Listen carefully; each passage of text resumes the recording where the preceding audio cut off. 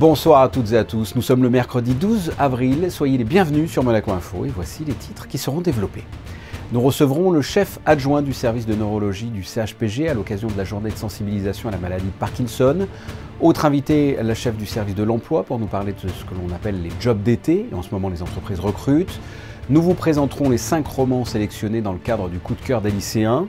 C'est la fin programmée du réseau cuivre de Monaco Télécom. Vous découvrirez concrètement comment tout cela va se passer. Et enfin, la présentation de la nouvelle exposition au musée d'anthropologie consacrée au prince Albert Ier et à la préhistoire. Mais avant de développer ces titres, le couple princier était aujourd'hui à Florence en Italie où l'on a célébré le 160e anniversaire du consulat de Monaco. Il s'agit du plus ancien consulat de la principauté en Italie. Une longévité qui se traduit par des liens d'amitié profonds et des échanges constants. Leurs Altesses Sérénissimes ont pu redécouvrir les lieux emblématiques de la ville. 11 ans après leur dernière visite sur place. Ils ont également rencontré le maestro Andrea Bocelli, dont la fondation qui porte son nom sera bénéficiaire avec la fondation Prince Albert II de la soirée de gala marquant cet anniversaire. Nous y reviendrons plus longuement dans notre édition de jeudi 19 h. Ce milieu de semaine est marqué par la journée de sensibilisation à la maladie de Parkinson. Elle touche environ 0,3% de la population. Elle augmente avec l'âge, atteignant 1% chez les plus de 60 ans et jusqu'à 4% chez les plus de 80 ans. En France, environ 150 000 personnes sont traitées pour la maladie de Parkinson et 26 000 nouveaux cas apparaissent par an. Pour nous expliquer les causes, les symptômes et les avancées scientifiques, nous sommes avec le chef de service adjoint du service de neurologie du CHPG, Dr Bertrand Mercier. Bonsoir. Bonsoir. Qu'est-ce que cette maladie de Parkinson? C'est une maladie neurodégénérative. Mais quand on me dit ça, ça ne me parle pas vraiment. Le plus simplement possible pour que l'on comprenne bien, qu'est-ce que Parkinson? Alors le Parkinson, c'est donc une maladie neurodégénérative. Ça veut dire que c'est une maladie qui est causée par la dégénérescence de certaines structures cérébrales et qui donne donc les troubles qu'on va peut-être détailler après. Ouais. En fait, c'est les neurones qui produisent de la dopamine qui meurent prématurément dans la maladie de Parkinson et qui donnent l'ensemble des symptômes, sachant que la dopamine, ça sert au départ à avoir un mouvement fluide. Oui. Et on s'est aperçu par la suite que ça avait aussi beaucoup de fonctions psychiques et sur la santé générale, si on peut dire, comme la tension, l'hypertension. Et donc les troubles de cette dopamine peuvent donner des troubles du mouvement, comme dans le Parkinson, qui s'accompagnent plus tard de troubles psychiques et de troubles généraux. D'accord. On sait comment on contracte cette maladie? J'ai l'impression que c'est assez compliqué comme réponse. C'est assez compliqué. Alors il y a quelques formes familiales déjà, mais qui sont très rares. Et après, on ne sait pas pourquoi telle personne va l'avoir alors que d'autres ne l'auront pas. L'hygiène de vie ne fait pas grand-chose malheureusement. Ça a été reconnu comme maladie professionnelle chez les agriculteurs parce qu'il y a certains pesticides qui sont très toxiques pour le cerveau. Mais en dehors de ça, il n'y a pas vraiment de facteurs déclenchants. Donc on ne sait pas comment ça arrive et on ne sait pas non plus comment la prévenir. Puis si c'est la suite de votre question, puisqu'il n'y a pas de précautions particulières qui permettent d'éviter ça, malheureusement. Et quels sont les symptômes? On y vient. Alors les symptômes, donc c'est surtout une pathologie du mouvement. Alors d'abord il y a le tremblement qui est le symptôme le plus connu mais qui en fait est inconstant, c'est-à-dire que tous les patients qui ont le Parkinson ne tremblent pas. Et surtout ce qui caractérise la maladie, c'est la lenteur du mouvement qui devient de plus en plus lent et la raideur qu'on trouve en examinant le patient et dont il se plaint lui-même, c'est-à-dire que le patient a l'impression d'être un peu ankylosé. D'accord. Est-ce que c'est une maladie qui évolue vite? En général autour de la soixantaine, entre 60 et 80 ans. D'accord. Avant, c'est des formes juvéniles très rares, et passé 80 ans, c'est très souvent d'autres pathologies. Alors ça évolue, ça évolue inexorablement malheureusement, mais c'est pas très rapide.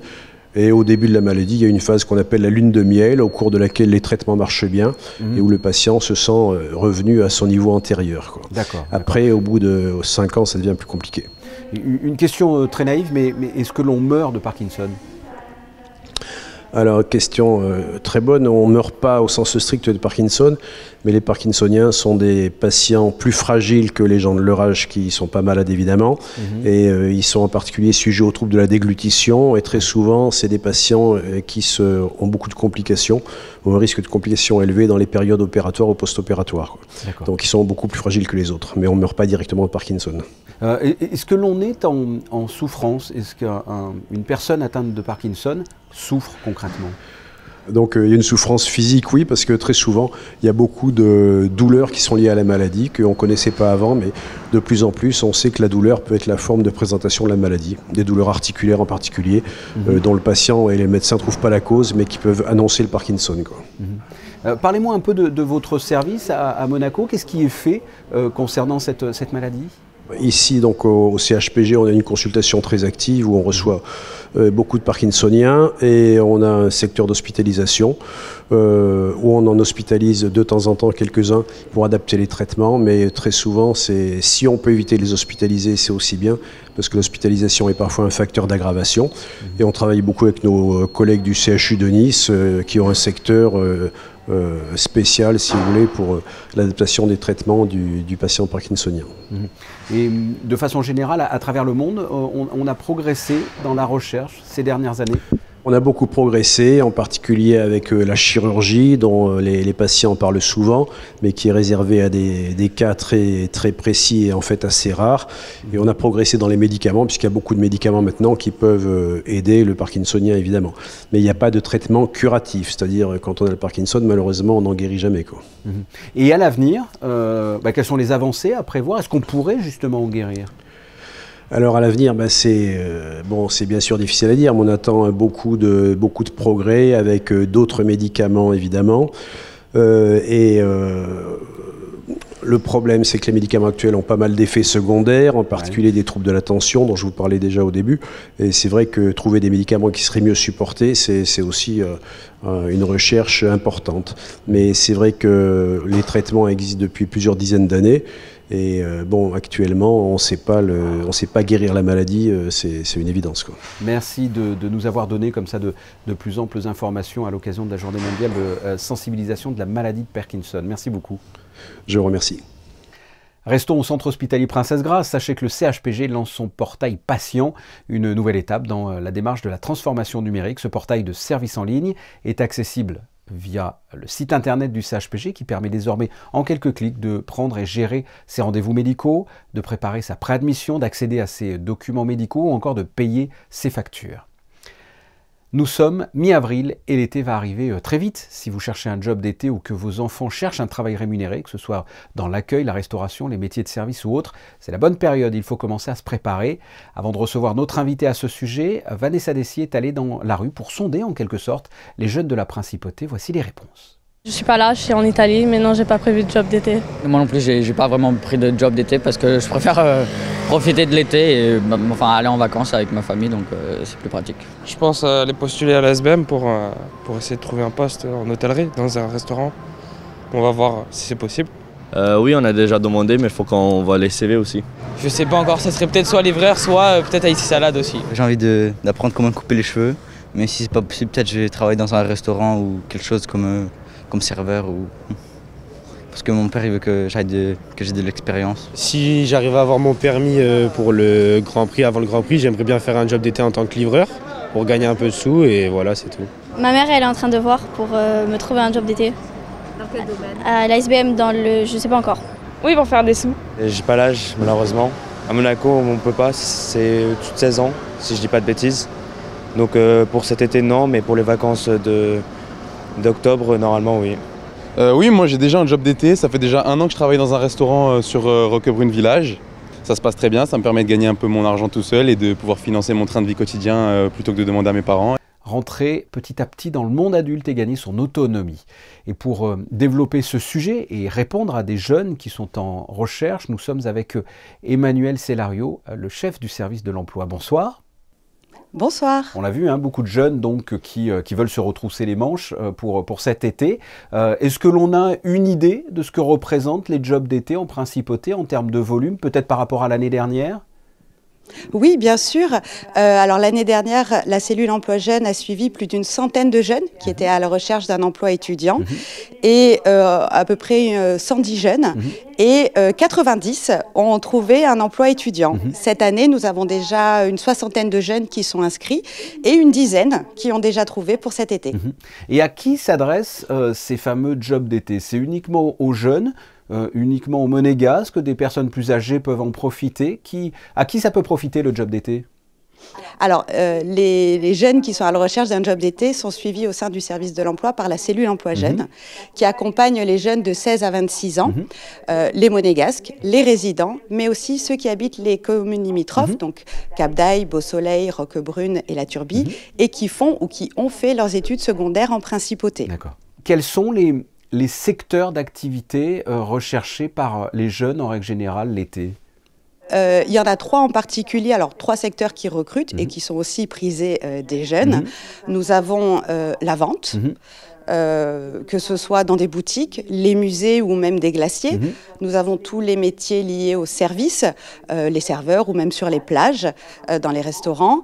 Et enfin, tous les métiers liés à l'hôtellerie, réellement, avec les renforts pour les hôtels dans la saison, que ce soit dans le room service, les voituriers ou même, évidemment, plagistes. Et c'est en adéquation entre ce que veulent les jeunes et ce qu'on leur propose, en règle générale ?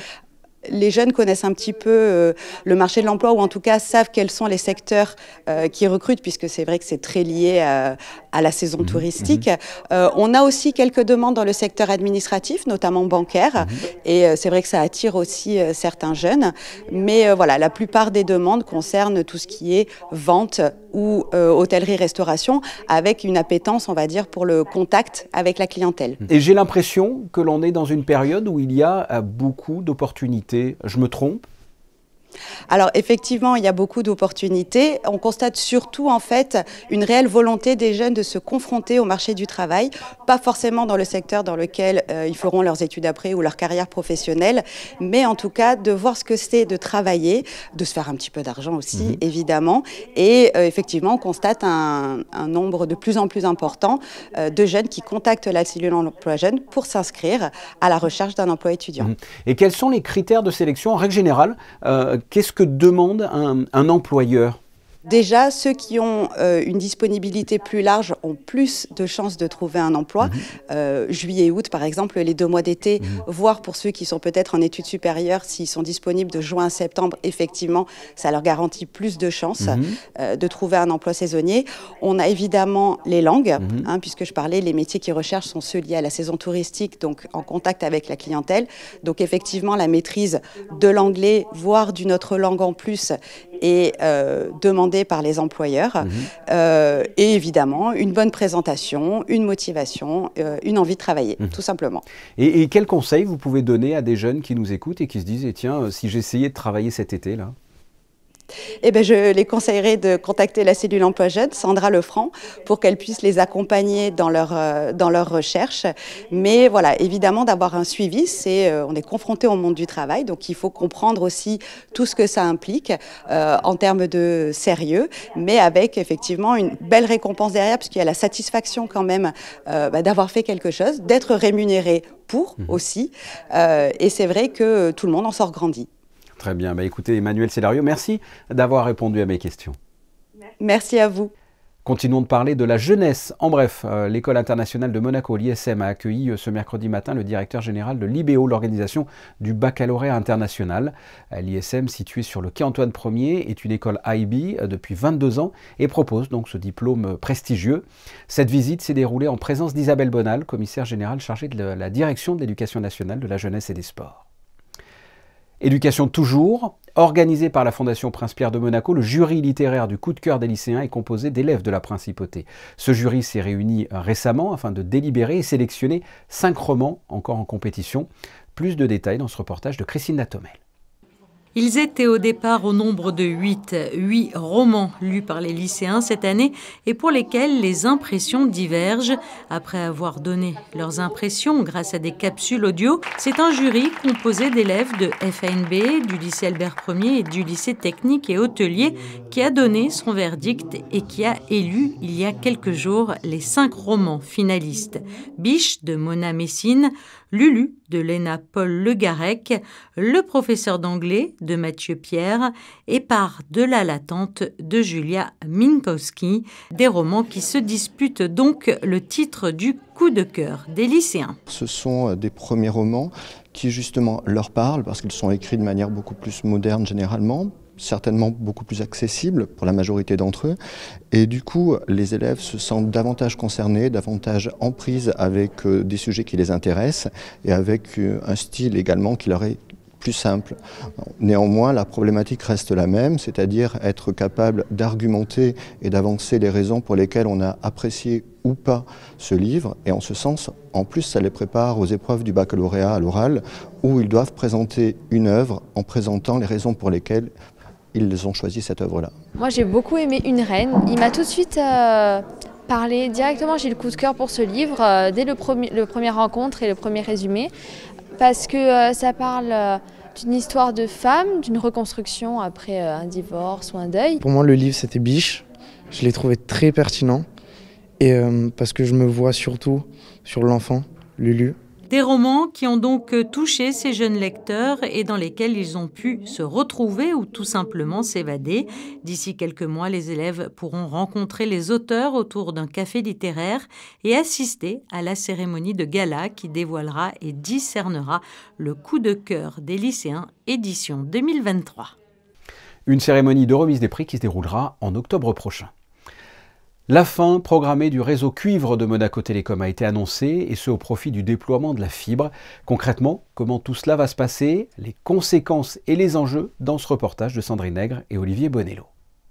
Modification des usages, besoins digitaux, évolution des supports ou tout simplement modernité. Les raisons qui poussent à faire disparaître le réseau cuivre ne manquent pas. Il faut dire que les atouts de la fibre sont incontestables.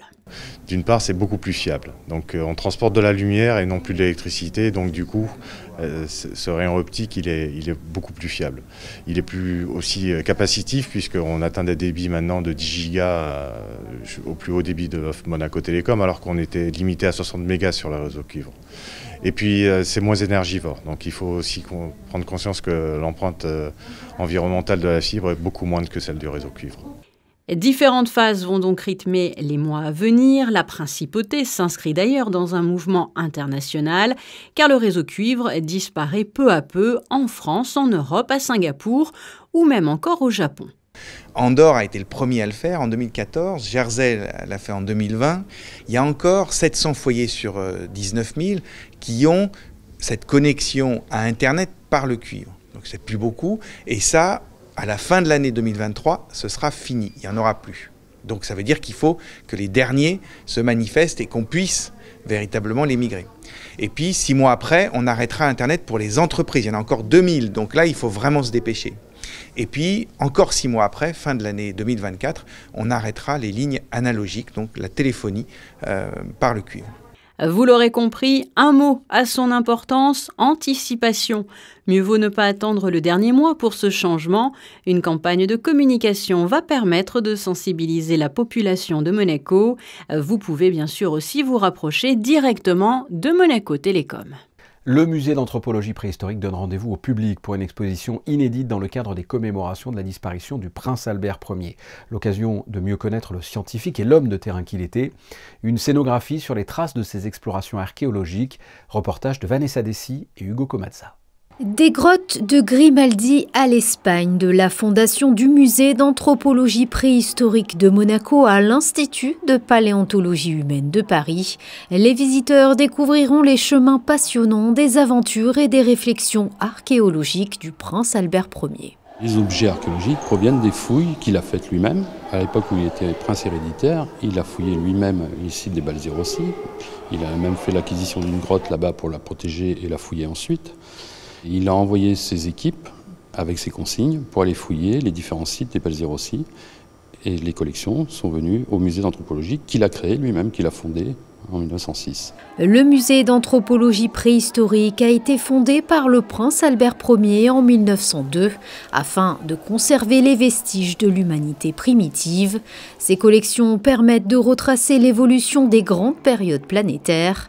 Le prince Albert Ier joue donc un rôle majeur dans le domaine, même si à l'époque, ses recherches sont prises avec légèreté par la communauté scientifique. Il faut voir qu'il y a pas mal de détracteurs, y compris des académiciens, qui ne veulent pas donner un grand rôle à ces vestiges Et il insiste, et il publie d'ailleurs à ses frais ces documents, et donc il va mettre sur la place publique, je dirais, ces nouveaux vestiges archéologiques, et en quelque sorte il va stimuler leur étude. Donc souvent, avec nos collègues encore européens de nos jours, quand on fait l'histoire de notre science, on se dit le prince Albert Ier a dès vraiment le début du XXe siècle entamé ses recherches et a permis qu'elles se déroulent finalement assez rapidement sur le continent européen. L'exposition Albert Ier, un prince préhistorien, est à découvrir au musée d'anthropologie préhistorique de Monaco jusqu'à la fin de l'année. Visiter cette exposition au musée d'anthropologie, c'est une idée sortie. Je vous donne une autre idée, un concert demain soir à l'espace Léo Ferré avec le chanteur et musicien anglais Charlie Winston. Il connaît parfaitement la région pour avoir arpenté le Vieux-Nice avec sa guitare, tel un hobo. Il habite d'ailleurs dans la région. La dernière fois qu'il s'est produit à Monaco, c'est en 2009. Entre-temps, il vient de sortir un nouvel album, As I Am, avec la participation de Vianney et Ibrahim Malouf. Charlie Winston, ce jeudi, à l'espace Léo Ferré à 20h30. Charlie Winston qui sera l'invité du journal de vendredi. Les prévisions météo en principauté pour demain, c'est avec Yannick Debever. Bonsoir. Bonsoir Fabien, bonsoir à tous. Pour ce jeudi, il fera globalement beau en principauté avec tout de même quelques passages nuageux dans la journée. Le vent montera progressivement pour atteindre jusqu'à 40 km/h en soirée. Les températures reste stable avec 10 degrés au lever du jour et 15 pour la maximale. Ce jeudi 13 avril, nous fêtons Sainte Ida, mais également la journée mondiale du Scrabble, le célèbre jeu de société dont la première édition commercialisée remonte à 1948 aux États-Unis. Le Scrabble, le meilleur ami des joueurs mauvais en orthographe, mais de mauvaise foi. Qu'est-ce qu'on a pu en inventer comme ça, des mots nouveaux et qui n'existent pas. Merci Yannick. Les photos de fin de journal sont consacrées à l'activité touristique qui a l'air de bien redémarrer un peu partout dans la principauté. Ce sont des photos de Maëlle Lafarge et Stéphane Dana. Je vous souhaite de passer une excellente soirée. Vous retrouverez Émilie Rousseau à la présentation ce jeudi à 19h. À très bientôt. Au revoir.